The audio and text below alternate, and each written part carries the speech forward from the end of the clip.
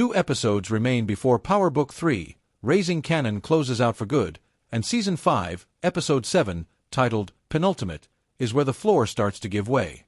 Alliances that took 5 seasons to build are about to snap in a single hour, and at least one person walking into this episode isn't walking out of the season alive. Titles matter on this show, and penultimate isn't just a fancy word for second to last. It's a warning label. Every major storyline that's been simmering since the season premiere, Stefano's grudge, Rock's crumbling empire, Marvin's growing dread, Kanan's identity crisis, gets forced into the open here because there's no more room left to stall. The official synopsis backs that up in blunt terms. Rock is under pressure from every direction, her alliances are falling apart in real time, and her son's ruthless streak is now a threat to the very relationships that used to protect him. That's not foreshadowing anymore. That's a countdown. Start with Stefano, because his storyline has quietly become the most dangerous thread in the entire season. He's not a guy chasing revenge out of pride at this point. Habib's death changed the math for him completely. When Hai finds out what happened to Habib, that's not just grief, that's fuel, and Stefano knows exactly how to use it. Telling Hai to let him handle it isn't reassurance, it's damage control, because Stefano understands something Hai doesn't yet. This war has gotten too big for solo revenge missions. He's still fixated on collecting that debt from Rock and Marvin, the one he's been sitting on for weeks now, and every episode he doesn't collect it makes him look weaker to the people around him. In a world built on reputation and fear, patience has a shelf life. Stefano is running out of his.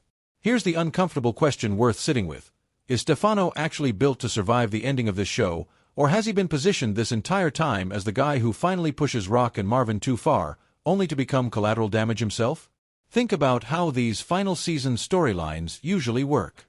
The characters who spend the whole final stretch promising violence rarely get to be the ones still standing when the smoke clears. Stefano has been all threat and preparation for multiple episodes now. Eventually a threat either gets carried out or it gets neutralized, and either outcome usually ends the same way for the person making it.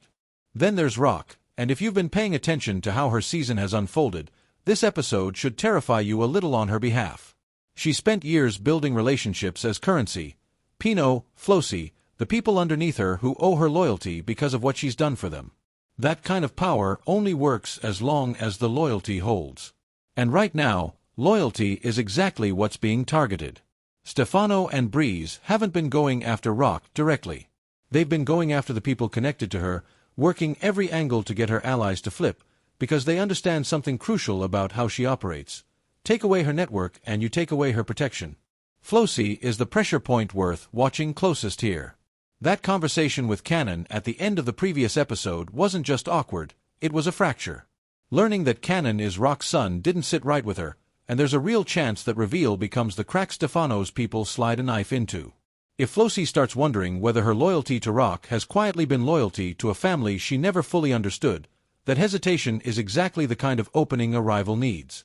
Pino is the other half of this equation, and Rock's own words, the idea that betting against her has always been a losing move, sound less like confidence at this point and more like someone trying to convince herself as much as everyone else. Now bring Marvin into the frame, because his arc this season has quietly been one of the more emotionally loaded storylines the show has given us. He's not talking like a man planning for a long future anymore. When he says the streets don't belong to them the way they used to, that's not just street commentary, that's a man recognizing his own expiration date in this world. Look back at what he did just 1 episode ago, deliberately putting Amber and Jukebox in the same room together. That wasn't random bonding time. That was a man quietly making sure the people he loves have each other if something happens to him. People don't do that unless some part of them has already accepted the ending they're afraid of. And that's what makes the alliance between Rock and Marvin so tragic heading into this episode. They're not just business partners protecting a legacy anymore. They're 2 people who got in too deep together, years ago, and have been trying to outrun the consequences ever since. Every episode this season has been slowly closing that distance between the choices they made and the price they were always going to owe for making them. Penultimate reads like the episode where that bill finally comes due, and whether it's Marvin, Rock, or both of them who end up paying it is the exact kind of tension this final stretch of the series was built to deliver. Shift focus now to the war brewing on the ground level, because this is where Penultimate stops being about tension and starts being about bodies. There's a shootout coming, and the show is doing that classic trick it's done before. cutting footage together so it looks like two specific people are about to collide, when the truth might be far messier than a simple one-on-one confrontation. Breeze is in the middle of it, and by now his role in this story has become impossible to ignore. He's not really operating on his own agenda anymore. He's a weapon Stefano keeps pointing at other people, and every time Breeze pulls a trigger this season, it's worth asking whose war he's actually fighting. Is any part of this still personal to him, or has he fully become an instrument for somebody else's endgame? That question matters more now than it did 3 episodes ago, because instruments get discarded once they've served their purpose. Marvin sitting at a table full of bullets isn't subtle, and it isn't meant to be. It's the show telling you, without a single line of dialogue, that he knows exactly what's coming and he's choosing to prepare for it instead of running from it.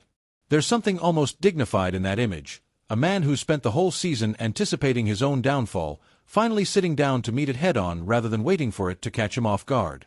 Whether that preparation saves him or simply means he goes out on his own terms is the kind of ambiguity that makes final seasons hit differently than regular ones. And then there's the possibility hanging over all of it: Kanan. He's been drifting toward his mother and his uncle with real hostility building underneath the surface, and if that boils over in this episode, Penultimate stops being a story about outside threats entirely. It becomes a story about family finishing what enemies started. That's a much heavier gut punch than any rival gang could deliver, because it means everything Rock built to protect her son could end up being the exact thing that gets turned against her by him. Snaps and Pops have barely registered as characters this season, and that's precisely why their storyline now feels like a lit fuse nobody's paying attention to. Breeze telling Kanan that they need proof of his commitment isn't a throwaway line, it's a setup. Their reduced screen time all season hasn't been the show forgetting about them. It's been the show quietly building toward a moment where their absence from the spotlight makes what happens to them land even harder. The nervous energy they're carrying isn't paranoia. People don't get that specific kind of guilty, cornered look on their faces for no reason, and this show has never planted that expression without paying it off. Here's where it gets genuinely interesting from a character standpoint. Even if Kanan hesitates, even if his loyalty or his slowness to connect the dots keeps him from acting, Jukebox isn't waiting around for him to catch up. She already knows the truth about what happened to Famous, and unlike Kanan, she's not the type to sit with that knowledge for long. Watching her get a weapon ready isn't a red herring. It's the show telling you plainly that if the men in this story keep hesitating, the women around them are done waiting. That's been a quiet undercurrent all season. Jukebox has consistently moved faster and thought clearer than Kanan when it actually mattered, and this episode looks like the moment that gap between them finally becomes impossible to ignore. Which raises the real psychological question worth sitting with. What does it say about Kanan that the person forced to deliver justice for Famous might not even be him? For a character whose entire arc has been about proving he can carry the weight of this life, watching someone else, someone he's supposed to protect, step up and do what he couldn't is its own kind of gut check. It's not just about revenge anymore. It's about what kind of man Kanan is actually becoming, and whether he's even capable of keeping pace with the violence closing in around him. Aisha's reappearance adds another layer of urgency here. Her warning to Kanan about Jukebox isn't just concern, it's a flashing red light. She's seen enough of this world to recognize when someone is about to cross a line they can't walk back from, and her presence in this episode raises its own uncomfortable question. Is she here to stop Jukebox, or is she about to get pulled into a crossfire that has absolutely nothing to do with her? Characters who show up during a season's final stretch with no real stake in the central conflict tend to serve one of two purposes. They either change the outcome, or they become part of the body count. There's rarely a peaceful middle ground this late in a story like this one. Rock's storyline in this episode carries a different kind of weight than everyone else's, because her fear isn't really about bullets. It's about information. Somewhere in Penultimate, she takes off her glasses and her face changes, and that single gesture says more than a page of dialogue could. That's not the reaction of someone hearing bad news for the first time. That's the reaction of someone finally understanding the full shape of a betrayal she suspected for a while, but hoped she was wrong about. The real question is what breaks her composure like that. If it's the discovery that Snaps and Pops have been lying, not just to her, but possibly feeding information to people working against her, that reframes everything about how deep this rot actually goes inside her own circle. And if it's something happening to Marvin instead, that's a different kind of devastating entirely, because it would mean the one relationship she's never had to guard herself against is the one she's about to lose. That's what makes the moment between Jukebox and Marvin land the way it does. A hug shouldn't feel ominous. On this show, at this point in the season, it does. There's a version of this story where that embrace is just two people who love each other checking in during a chaotic stretch of life. There's another version where it's the last time these two characters ever get to hold on to each other, and the show is daring you to notice the difference before it's too late to matter. Raising Kanan has never been shy about turning small, quiet gestures into gut punches in hindsight, and this feels like exactly the kind of moment that gets replayed in viewers' minds the second something happens to either of them. Marvin's conversation with Rock near the end of it all deserves more attention than a passing line of dialogue usually gets. Telling her that Kanan is like the game itself, that the harder you chase it, the further it pulls away from you, isn't just commentary on her son. It's Marvin quietly summarizing the entire theme of this final season in one breath. Every character in this story has been chasing something. Control, loyalty, revenge, redemption, family. And the show keeps proving, episode after episode, that the harder these characters grip onto what they want, the faster it slips through their fingers. Marvin isn't just talking about Kanan in that scene. He's talking about Rock. He's talking about himself. He might even be talking about the entire legacy this family built, one that was always going to cost more than anyone was willing to admit out loud. And then there's Kanan himself, closing out the episode standing over what looks like another body, pulling his hoodie up, walking away with that same unreadable, hardened expression he's worn more and more as this season has gone on. It's worth stepping back and asking what that image is really doing at this point in the story. Early in this series, that same posture used to represent a boy forcing himself to look tough in a world that demanded it of him. Now it doesn't look like performance anymore. It looks like it's become who he actually is. That's the quiet tragedy sitting underneath everything happening in Penultimate. Not just who lives and who doesn't, but watching the last traces of the kid this show introduced years ago disappear completely, replaced by someone his own mother might not fully recognize anymore. That's really what makes this stretch of the series hit differently than a normal season finale build-up. This isn't a show killing time before a big climax.